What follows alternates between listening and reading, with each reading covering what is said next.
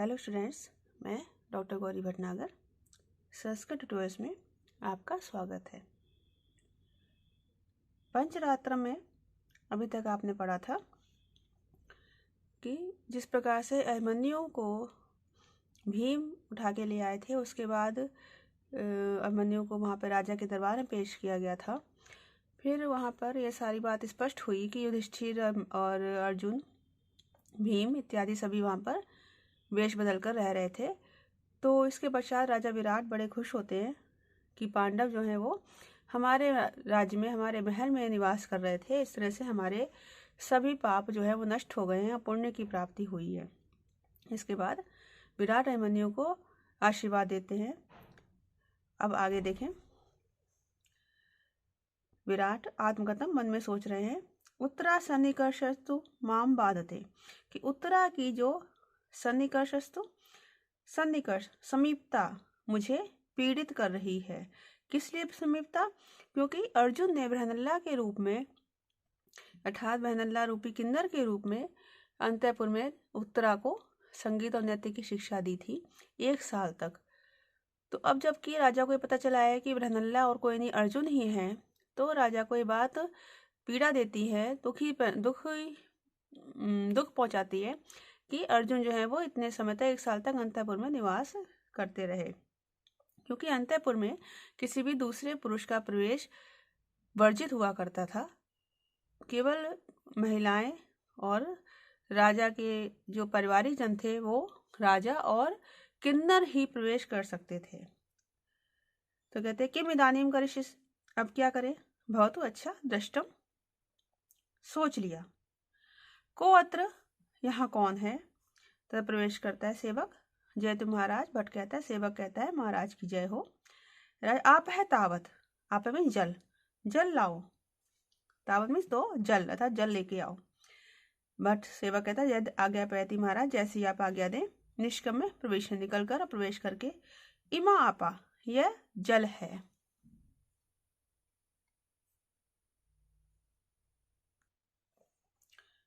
राजा प्रतिग्रह लेकर, ग्रहण करके, अर्जुन गो ग्रहण विजय शुल्कार्थम प्रतिग्रहताम उत्तरा।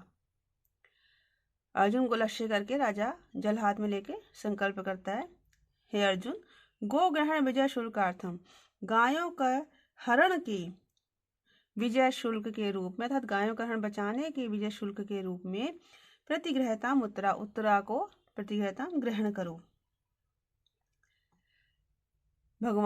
भगवान जो युधिष्ठिर हैं वो कहते हैं, एतद अवनतम शिरा, यह मेरा सिर झुक गया है, अर्थात मेरा सिर लज्जा से झुक गया, मैं बहुत ही शर्मिंदा हूँ। क्यों शर्मिंदा है? क्योंकि युधिष्ठिर सोचते हैं कि उत्तरा जो कि उनकी सबकी पुत्री के रूप में है, वो राजा विराट उसको, अर्जुन को सौंप रहे हैं। इसलिए जो युधिष्ठिर है बड़ा दुखी है और लज्जित हो रहे हैं। अर्जुन कहता है आत्मगतम मन में, कथम चारित्रम में तुल्यति, कहते क्यों मेरे चरित्र की तुल्यति परीक्षा ले रहे हैं? मतलब अर्जुन को लगता है कि ये मेरे चरित्र की, मेरे आचरण की परीक्षा ले रहे हैं। प्रकाशन प्रकट में कहता है, राजन, हे राजन, इष्टम अंतःपुरम सर्वम मातृवत पूजितम मया उत्तरायशा तया दत्ता पुत्रार्थे प्रतिग्रहते। अब अर्जुन जो है वो बड़ा ही संतोषजनक, बड़ा ही अच्छा उत्तर देते हैं। कहते हैं, इष्टम सर्वम अंतःपुरम, मेरे द्वारा इष्टम प्रिय, सर्वम अंतःपुरम, सारा अंतःपुर, मातृवत पूजितम, माता के समान पूजा गया है। मेरे द्वारा वह सारा अंतःपुर माता के समान पूजा गया था। अंतःपुर में जितनी भी रानियां थीं, जो भी थीं, सबको मैंने माता ही माना है। त्वया दत्ता एषा उत्तरा, तुम्हारे द्वारा दी हुई है उत्तरा, पुत्रार्थे प्रतिग्रहते, पुत्र के लिए ग्रहण की जा रही है। अर्थात तुमने जो है उत्तरा को मुझे सौंपा है, तो मैं इसे अपने पुत्र के लिए तुमसे ग्रहण करता हूँ। फिर से देखिए, मेरे द्वारा इष्टम सर्वम अंतःपुरम, प्रिय, यह सारा अंतःपुर, मातृवत पूजितम, माता के समान पूजा गया है। यह सारा प्रिय अंतःपुर मेरे द्वारा माता के समान पूजा गया है। तो या दत्ता ऐशा उत्तरा, तुम्हारे द्वारा दी हुई यह उत्तरा पुत्रार्थे प्रतिगृहते, पुत्र के लिए ग्रहण की जा रही है। तुम्हारे द्वारा दी हुई उत्तरा को मैं अपने पुत्र के लिए ग्रहण कर रहा हूँ। युधिष्ठिर कहते हैं एतद उन्नतम शिरम, अब मेरा सिर उन्नत हो गया है, अर्थात अब मेरा सिर गर्व से ऊंचा हो गया है। राजा विराट कहते हैं इदानीम युद्ध शूराणाम चारित्र्येषु व्यवस्थिता अंतःपुर निवासस्य सदृशीं कृतवान क्रियाम। कहते इदानीम युद्ध शूराणाम, अब युद्ध शूराणाम युद्ध के वीरों के चारित्र्येषु व्यवस्थिता, चरित्र में सदाचरण में व्यवस्था रहने वाले, स्थित रहने वाले, इस अंतःपुर निवासस्य, इस अर्जुन ने अंतःपुर में रहने के सदृशिम अनुकूल क्रियाम कृतवान, क्रिया को किया है। मतलब राजा विराट जी बड़ा प्रसन्न है। वो कहते हैं कि निश्चित रूप से अर्जुन जो है अपने चरित्र के कारण इतने महान हैं। तो अभी तक तो इनके चरित्र के विषय में युद्ध के समय ही पता चलता था कि युद्ध में इनका चरित्र कितना उज्जवल है, युद्ध के नियमों का कितना पालन करते हैं। लेकिन अब अपने इस व्यवहार से, अपने इस आचरण से इन्होंने अंतःपुर की स्त्रियों के प्रति भी अपनी इतनी अच्छी भावना का परिचय दिया, अपने चरित्र का परिचय दिया है और अपने सदाचरण का परिचय दिया है।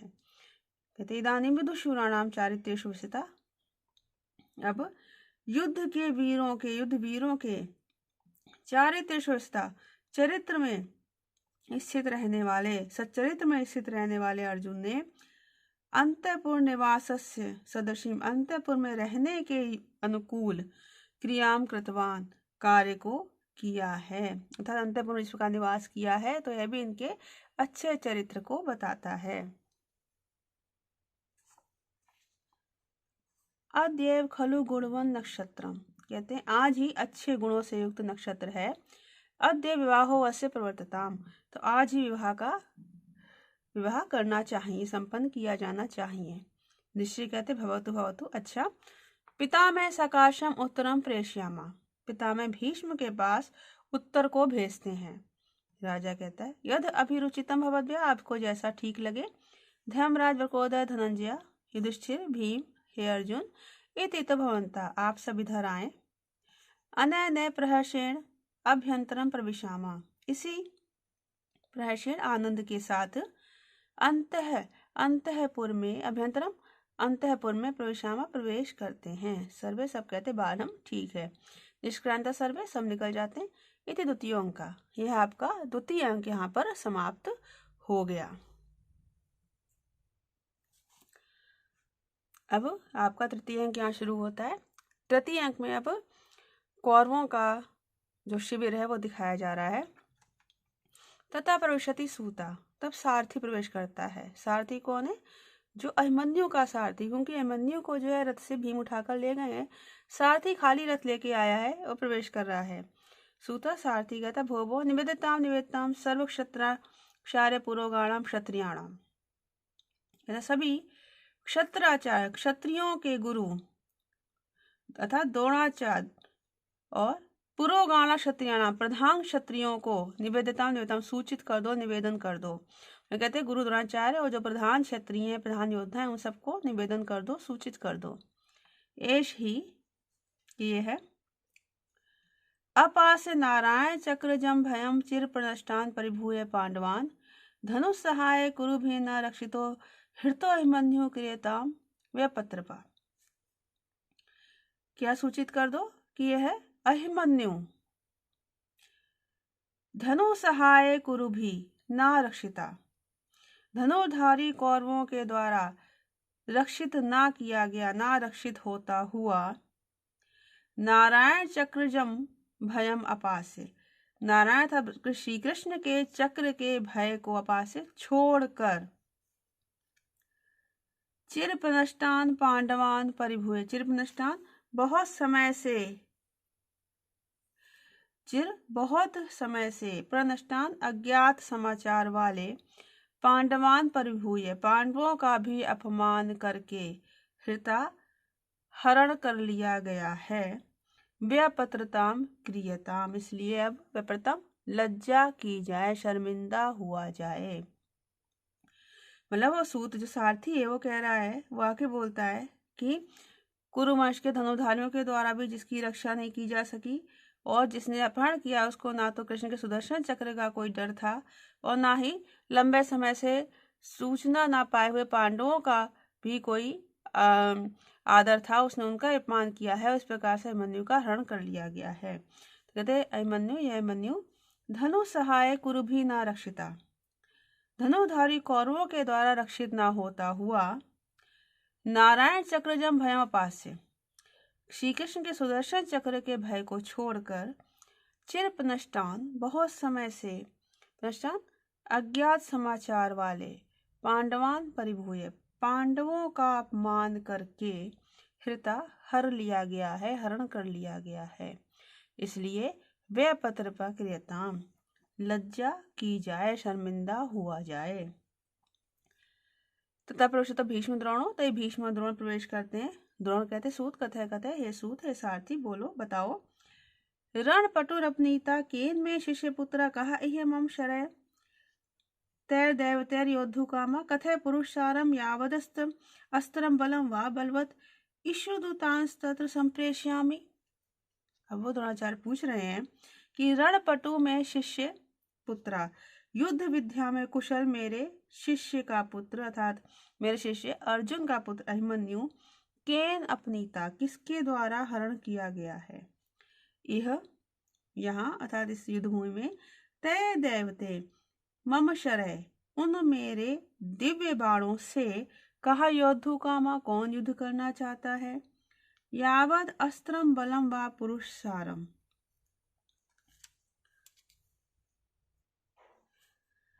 कहते हैं यावत अस्त्र बलम व पुरुषारम, जितना भी अस्त्र बल अथवा पुरुषार्थ है, शक्ति है, वो बताओ किसकी, उस अपहरण करने वाले की। जितना भी अस्त्र बल अथवा पुरुषार्थ है, शक्ति है, वह बताओ। तत्र बलवता ईशुदूतान संप्रेष्यामि, तो उससे बलवान ईशुदूतान बाण रूपी दूतों को संप्रेष्यामि भेजता हूँ। द्रोणाचार्य कहते हैं कि जिसने हरण किया है उसकी शक्ति का मुझे बताओ, शक्ति का भान मुझे कराओ, जिससे कि मैं उससे अधिक शक्तिशाली बाण रूपी दूतों को भेज सकूं अर्थात बाणों को भेज सकूं। रणपटु में शिष्य पुत्रा, युद्ध विद्या में कुशल मेरे शिष्य अर्जुन के पुत्र अभिमन्यु का केन अपनीता, किसके द्वारा हरण किया गया है।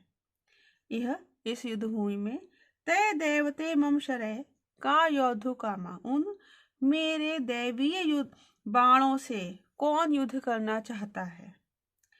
यावद अस्त्रम बलम व पुरुषारम, जितना अस्त्र बल अथवा शक्ति है अपहरण करने वाले के, जितना अस्त्र बल या शक्ति है, कथय वो बताओ। तत्र बलवतः ईशुदूता संप्रेष्यामि, तो उससे अधिक बलवान बाण रूपी दूतों को भेजता हूँ, भेजूंगा। अब भीष्म पितामह कहते हैं सूत कथय कथय, कहो। भग्नापयानेष्व अनभिज्ञ दोषः तारुण्य भावेन विलम्बमानः, केनैष हस्ति ग्रहण उद्यतेन यूथे अपयाते कलभो ग्रहीता। अब भीष्म पितामह पूछते हैं कि भग्न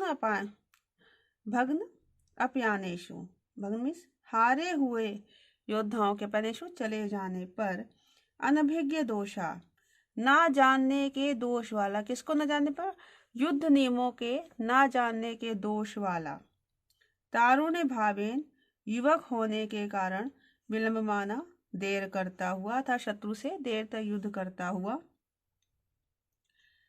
ऐशा कलभा, यह कलभ कहते हैं हाथी के बच्चे को, यह हाथी के बच्चे के समान। हस्ति ग्रहण उद्यतेन, हाथी को पकड़ने के लिए उद्यत तैयार, केन किसके द्वारा, यूथे अपयाते, झुंड के चले जाने पर अर्थात हाथियों के झुंड के चले जाने पर, ग्रहीता पकड़ लिया गया है। मतलब वो से पूछते हैं कि भग्न अपयानेषु, हारे हुए योद्धाओं के चले जाने पर अनभिज्ञ दोषा, युद्ध नियमों को न जानने के दोष वाला, तारुण्य भावेन, युवा होने के कारण विलंबाना, देर तक शत्रुओं से युद्ध करता हुआ वह मन्यु, केन अप्याते, किसके द्वारा, केन ग्रहिता, किसके द्वारा उसी प्रकार पकड़ा गया है, जैसे कि हस्ती शावक, जैसे कि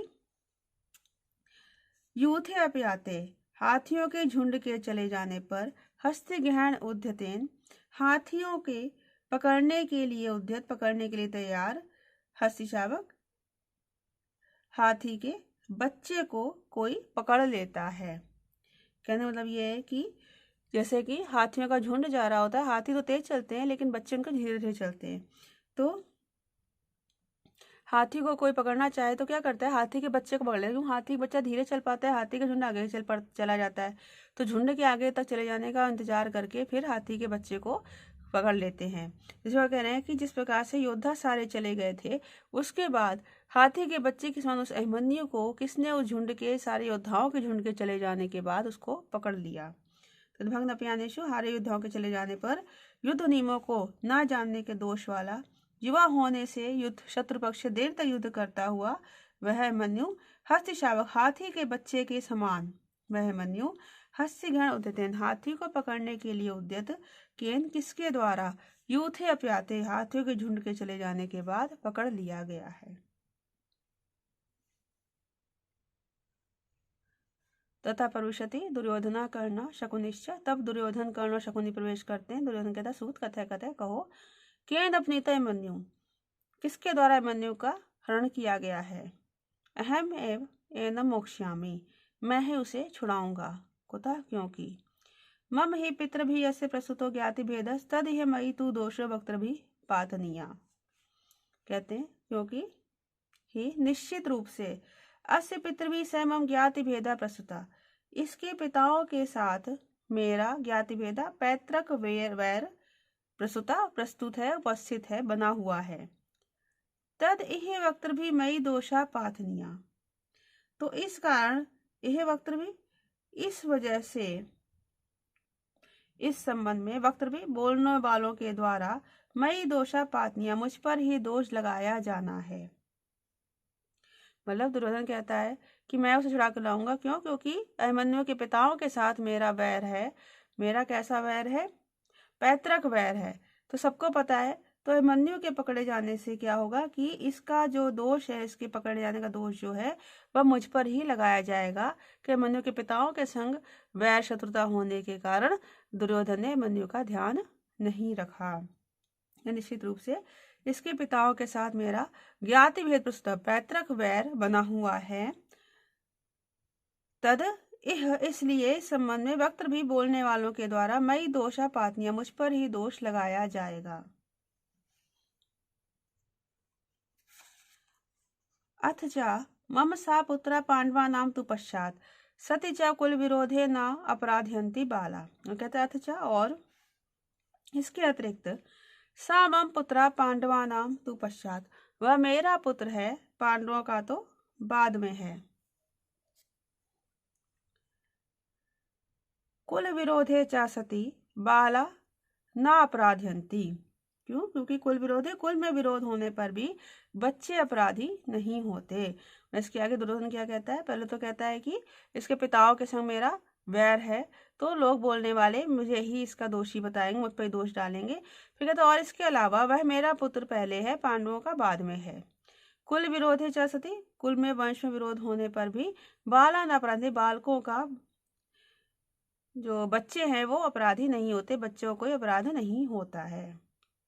इसका दुर्योधन कहता है कि मैं ही उसको छुड़ाने जाऊंगा। इस वीडियो में इतना ही। साथ बने रहने के लिए धन्यवाद।